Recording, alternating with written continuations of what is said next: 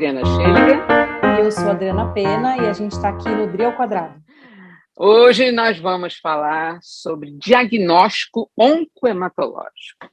E aí? Como é que a gente faz o diagnóstico, né, Dri? Como é que a gente faz esse diagnóstico? Primeiro, o que é oncohematológico, Dri? Me fala aí.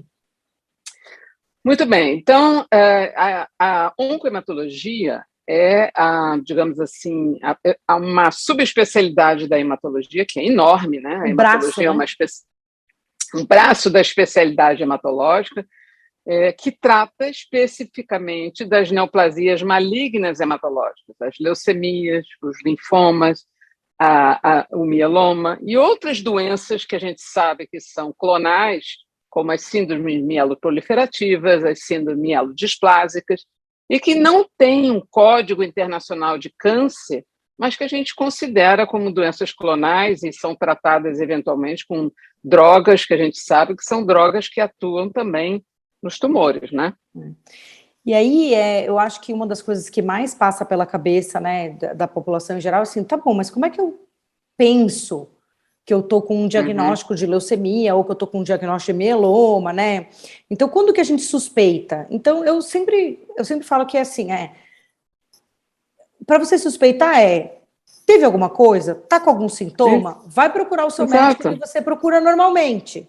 Se é o seu eu acho que isso é o mais importante. Não tentem achar a resposta na internet, que o Dr. Google A gente já falou de Dr. Google. Isso, já falamos sobre isso, e o Dr. Google ele vai achar um diagnóstico de leucemia aguda na primeira que você procurar.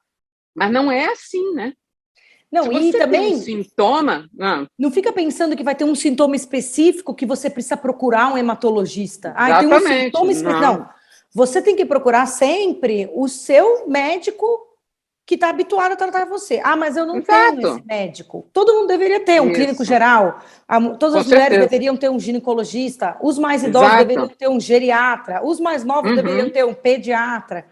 A gente sabe que nem sempre funciona assim, né? Nem sempre no SUS é tão simples. Mas você tem o seu médico de família ali, né? Aqui no Brasil a gente tem essa especialidade da medicina de família. Então, essa pessoa que vai suspeitar do seu diagnóstico oncohematológico.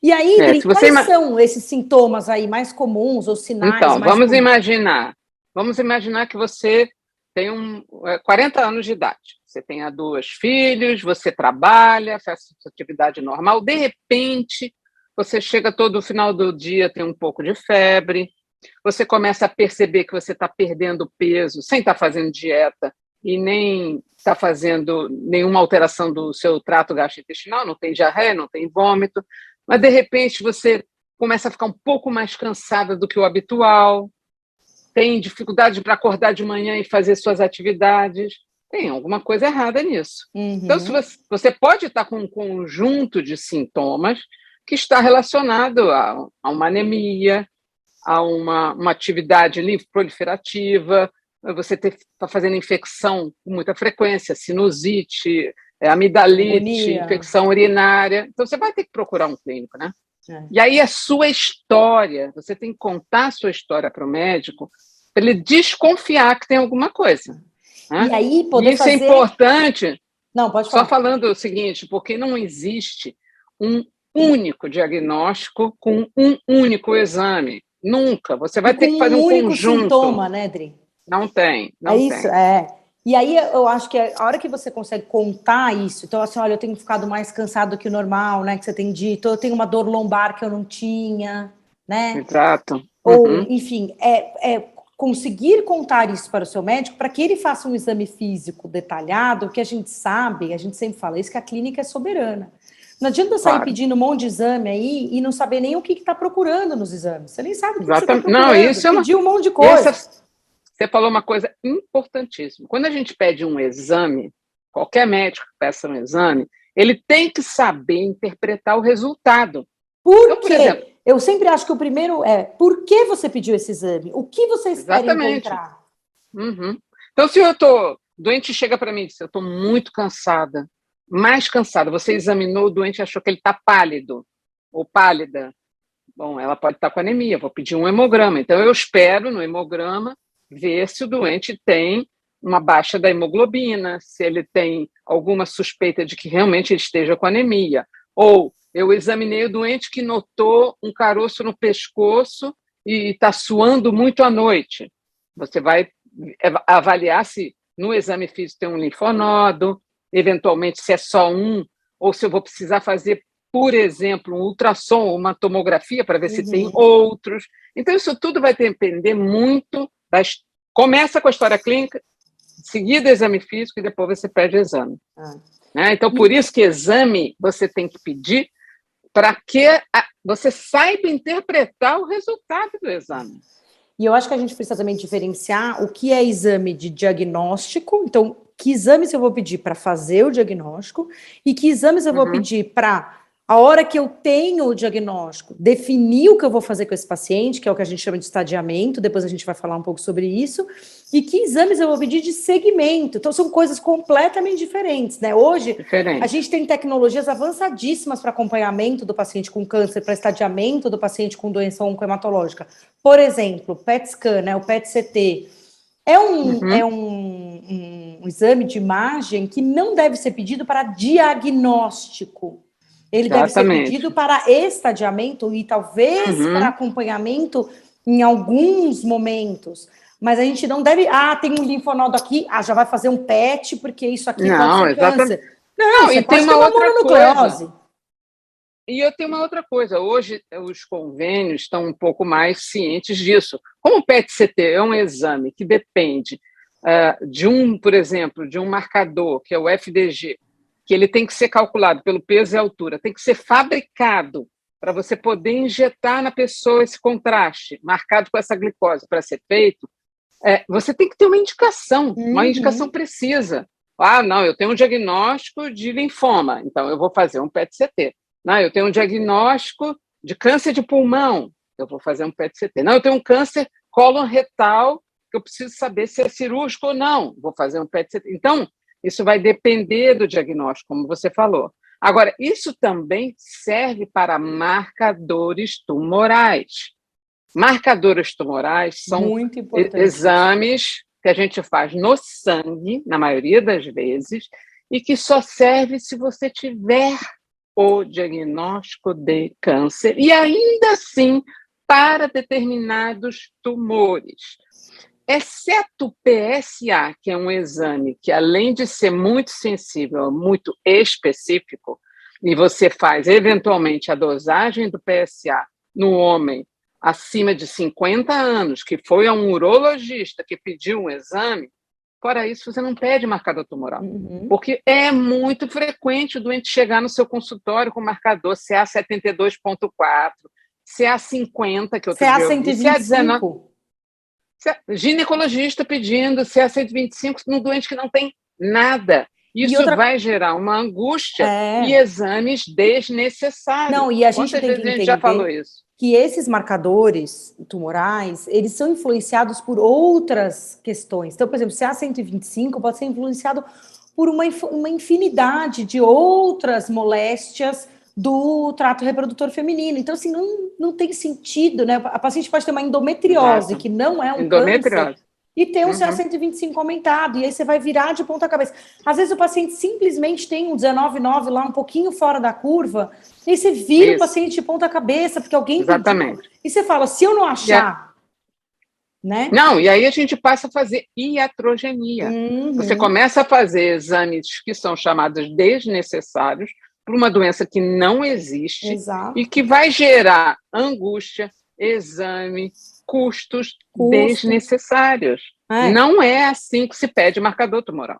E não é só custo financeiro, né? Tem um custo financeiro gigantesco e que todo mundo paga por isso. Não sei, eu estou pagando do meu bolso. Sim. Não, meu amor, todo mundo paga por isso, porque você agendou um exame que você não precisava e alguém deixou de agendar porque precisava. Né? O custo que você gera para o convênio reflete no aumento de preço do plano de saúde para todo mundo, né? Exato. Né? E um custo emocional.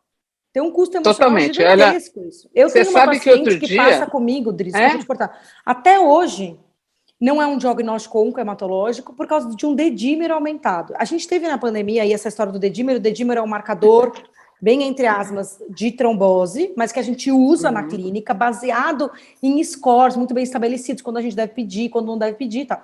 Essa doente, ela não tinha nada, foi pedido um dedímero porque ela tinha um Covid leve, e o dedímero dela veio aumentado. Veio aumentado, e o dedímero dela é persistentemente aumentado. O que ela tem? Nada. Mas ela foi virada de ponta cabeça porque a gente achava que ela tinha uma trombose. Só um exemplo que é Eu acho que muito talvez do dia a dia, né? Tenha sido o fator mais comum de paciente chegar no consultório do hematologista com dedímero aumentado nesse período da pandemia, sem necessidade, gerando extrema angústia, custo, exames, aí o doente fica fazendo dedímero. Aí eu tenho uma coisa interessante, o doente faz um dedímero... seriado. Vem 700. Não, está muito alto. Aí ele faz em outro laboratório, dá 580. Aí eu pergunto ao doente, qual que está certo? Não, e qual a diferença entre em laboratórios diferentes e 580? Não, e não só isso. Ela vai achar que o 580 está certo, que ela quer. Então, essa é muito mais grave do que isso, porque são exames que não vão trazer benefício algum para o paciente. Num paciente assintomático, ele não tem nenhuma importância. É um exame que é comum de estar alterado na gravidez, processos inflamatórios crônicos. E o que eu vou fazer com esse resultado? Exato. Né? Então, isso foi um problema grave. Então, por hoje, quando você está pensando num diagnóstico oncohematológico, primeiro você vai no seu médico, que se for um médico que tenha uma relação com um hematologista ou um oncologista, ele vai pensar, vai pedir os exames minimamente necessários, um laboratório. Se for uma doença de evolução crônica, né? A gente está falando de uma doença como um linfoma de baixo grau, um mieloma, que é uma doença insidiosa, mas se for uma leucemia aguda, isso vai ser muito rápido. Você vai ter um sangramento, ou você vai ter uma infecção muito grave, ou você vai ficar com uma astenia intensa, porque é uma anemia severa, e aí, muitas vezes, o paciente vai precisar até de uma internação. Mas isso, de um modo geral, não é comum, porque não é uma doença comum. Então, até chegar nisso, até poder fazer esse diagnóstico, ele vem com alguma queixa de evolução, talvez de algumas semanas. Então, isso é importante. Né? É sempre uma queixa do paciente que leva a um médico, que leva a uma hipótese, que leva a um exame, que chega num diagnóstico. E também é muito importante a gente falar que marcador tumoral, tomografia com linfonodo, ultrassom com linfonodo, hemograma com glucósito aumentado, anemia, plaqueta baixa, não é diagnóstico. Diagnóstico é anatomopatológico. Aí, quando a gente fala anatomopatológico, é biópsia. Da leucemia aguda, a gente não faz biópsia, mas é anatomopatológico, porque a gente está vendo a célula.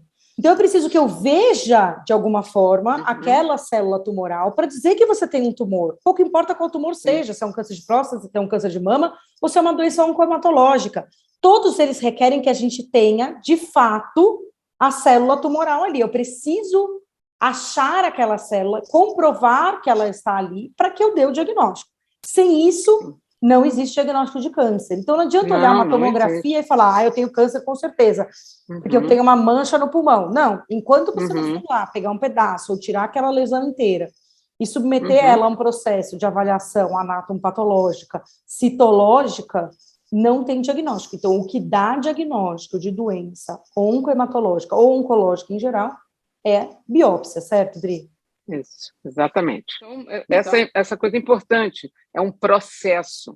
Você tem um sintoma, você procurou um médico, ele te examinou, ouviu a sua história, solicitou um exame, você retorna, dependendo do exame, ele vai ou não encaminhar você para fazer uma biópsia, ele vai te encaminhar para o especialista tem um resultado, e aí sim você vai chegar no hematologista, aí sim você vai chegar no oncologista para fazer um diagnóstico. E aí, depois disso, começa o processo do estadiamento, seleção de tratamento, e aí é uma outra história. Então, é muito importante que, primeiro, você entenda que não existe um único exame, como você falou, um único marcador, uma forma de fazer um diagnóstico para todo mundo. Isso vai ter que ser individualizado e você vai ter que poder fazer um diagnóstico a partir de de um processo, né?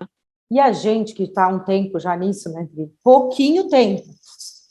A gente já está há um tempo nisso, sabe quão angustiante que é para o paciente passar por todas as etapas. Então, eu falo para os meus pacientes... A jornada do nosso paciente. A jornada é difícil, a jornada é pesada, porque a imaginação, as conversas, as buscas, e mesmo às vezes nem é uma busca na internet, é uma conversa com o marido, uma conversa com o vizinho, uma conversa com a amiga, conversa com a esposa. É assim, eu não sei o que eu tenho, né? E aí a sua vida começa a passar, se eu tiver um diagnóstico oncológico, o que eu vou fazer da minha vida? E aquelas etapas que são absolutamente necessárias para o tratamento são penosas, são difíceis, né? São angustiantes. E a gente sabe disso, mas elas são necessárias. Porque o mais importante no diagnóstico oncohematológico é um diagnóstico correto, para que a gente faça um tratamento adequado. E hoje o tratamento é absolutamente individualizado. Então, eu tenho que ter o diagnóstico corretíssimo para o melhor tratamento. E é angustiante, né, Adri? A jornada é muito... Não, e se você, como você falou, existe uma tendência, obviamente, os seus amigos, seus colegas, de darem informações, mas procure as informações mais precisas. É claro que a pessoa está tentando te ajudar, mas nem sempre o que a sua vizinha tratou é o melhor para você. Nem sempre o tratamento do seu parente vai ser igual ao do seu amigo, porque são doenças diferentes. Quando a gente fala de linfoma, então, são mais de 100 tipos de linfomas não Hodgkin diferentes. Então, e com tratamentos diferentes, e com tratamentos diferentes, de diagnóstico diferente, estadiamento, tudo isso diferente. Então, isso tudo é um mundo que vai ser individualizado de forma que a gente possa tratar o doente da melhor forma, com a menor toxicidade, com o melhor resultado, né? Só para a gente finalizar, então, Dri, vamos elencar assim, quais são os passos dessa jornada do paciente até o diagnóstico oncohematológico. Então, perceber sintomas estranhos, né? E aí depois procurar o seu médico de confiança, e aí depois... Isso, aí dependendo dos exames, você vai fazer exames solicitados pelo médico, você vai retornar ele com esses exames, e se houver necessidade de algum exame complementar, aí sim, uma biópsia, uma tomografia, ele vai solicitar, e isso é que vai fazer o diagnóstico. E aí, no diagnóstico você... tem um encaminhamento do especialista, né? E aí é que você começa o tratamento. Então, essa jornada do diagnóstico oncohematológico, né? Exatamente. E pode ser uma coisa muito rápida, como eu falei, uma leucemia aguda, mas pode ser uma jornada longa, de meses, de pacientes, por exemplo, eu estava comentando recentemente de uma paciente minha, jovem, que tinha um linfoma Hodgkin, que estava há 9 meses entre médicos e médicos e médicos e médicos, até ela fazer o diagnóstico e chegar no oncohematologista. Então, isso varia, isso que a gente quer colocar, mas depende especificamente de como você chegou no médico. O ideal é não você decidir, não, eu acho que é melhor porque eu tenho um gânglio no pescoço procurar um otorrino. Não, procure sempre um clínico geral, que teoricamente é a pessoa que tem maior experiência em avaliar o seu caso como um todo e encaminhar para o especialista específico, não é? E a gente sabe que essa jornada também varia de acordo com tem o plano de saúde ou não tem, né? Então, a gente sabe que a jornada varia, e varia dependendo de onde você está também, porque tem muitos locais aqui nesse nosso Brasil enorme que tem dificuldade de fazer diagnóstico. O paciente precisa sair da cidade dele para fazer um diagnóstico adequado, para passar numa consulta. Então, lembrar que essa jornada é muito individual, né? Não adianta a gente querer, a minha jornada foi assim, então a sua vai ser assim também. Sim, as jornadas são muito individuais e dependem muito da doença. Acho que era isso, né, Dri, que a gente queria. Isso aí. Não, e dizer que nós temos aqui no nosso canal, a gente tem também os nossos contatos, a gente pode, eventualmente, disponibilizar o tempo, nós fazemos telemedicina. Hoje, justamente, você falou uma coisa importante, Dri, da questão da localização. A gente sabe, por exemplo, regiões como o norte, o centro-oeste, muitas vezes não tem a mesma disponibilidade de centros oncohematológicos como no sul e no sudeste. Né? e a gente, eventualmente, sabe que hoje não só nós, como outros colegas, temos a possibilidade de fazer uma teleorientação, de dizer a você, olha, esse seu caso, provavelmente é melhor você que está em Manaus ir para Belém, ou você vá para São Paulo, ou você vá para Brasília, ou você não deixe de continuar essa sequência de exames. Então, hoje, até mesmo a teleorientação que a gente faz através da telemedicina ajuda a orientar quem está procurando pelo melhor caminho nessa melhor jornada. E se você tiver alguma dúvida sobre telemedicina e sobre devo ou não ir na internet a hora que eu tenho um sintoma, a gente tem 2 podcasts bem interessantes sobre os 2 assuntos. Isso. Dá uma busca lá no Spotify, tá no YouTube também, no nosso canal Dri ao Quadrado, né, Dri? Isso aí. Até a próxima. Até a próxima. Tchau. Beijo, tchau.